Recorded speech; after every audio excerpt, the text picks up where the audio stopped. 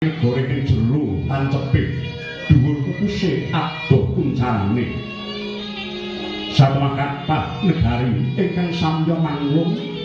lan tumiyung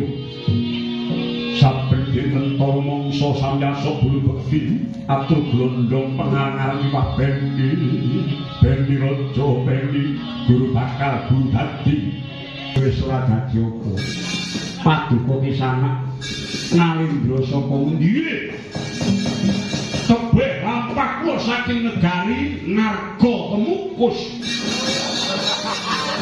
ingkang sudi mestani nami kula Prabu Gento Raja Singa inggih Prabu Grono Belang menapa resep paduka Sang Prabu Durgabau iya isana leres bener-bener oh dados ingkang sampun nonjok nawala penglamar inggih kula sampun ngaturi nawala penglamar katur Sang Prabu Durgabau Wirata ingkang wigatos kula ngebon-bone mudan-udan sore sanesipun kula menika nyuwun rabi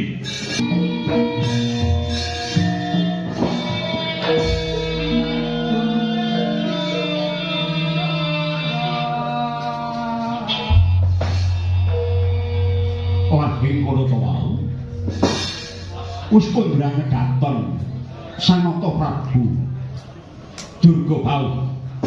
saka sumekaning wadya dhateng paramriksa nyumpur ngganing gapura kinangka angipur driya daya-daya jujug ana ing gupit mayang arum riwusnya sigra ganti busana kabrahmanan manungku puja gunjuk ngarsaning walmlata waldya nekong brata semedi koko sing tuwa kunon ning teng yas